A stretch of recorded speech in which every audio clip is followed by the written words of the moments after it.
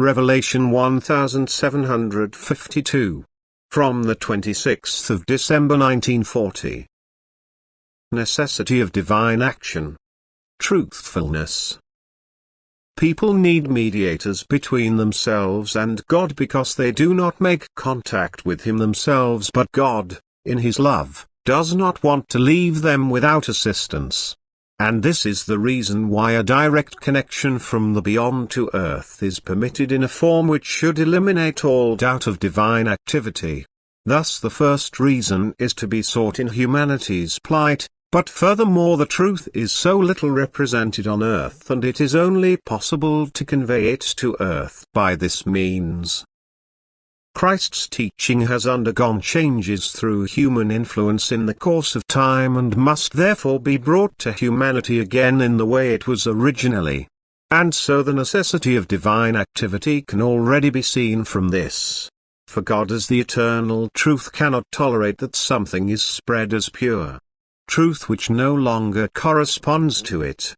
Therefore knowing beings have to transfer the truth to earth and look for a willing human being who declares himself willing to be a mediator and accepts spiritual gifts in order to pass them on. The conscious will to serve God now enables this person to perform an extraordinary function. To listen with a spiritual ear and to collect the results in order to then be able to use them as spiritual good. Thus something purely spiritual arises in earthly form, eternal wisdom is conveyed to earth through divine love, and thus spiritual darkness is banished and humanity's spiritual state is illuminated. And yet, the majority of people pass it by carelessly, and this merely because they don't want to acknowledge such an obvious manifestation of God.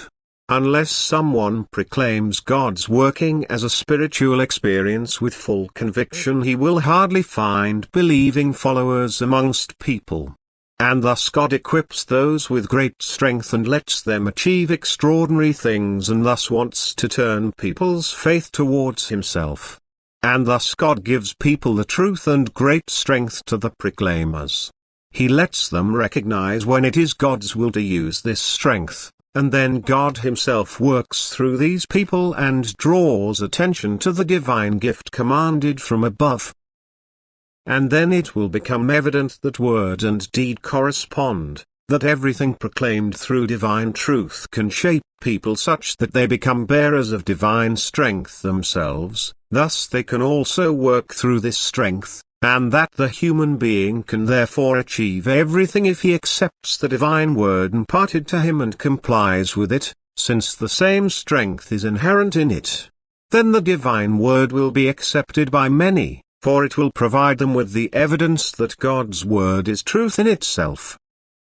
But the earthly child's will must always precede it. It must be willing to believe and to a certain extent testify to its willingness to do what is demanded of it by the divine word.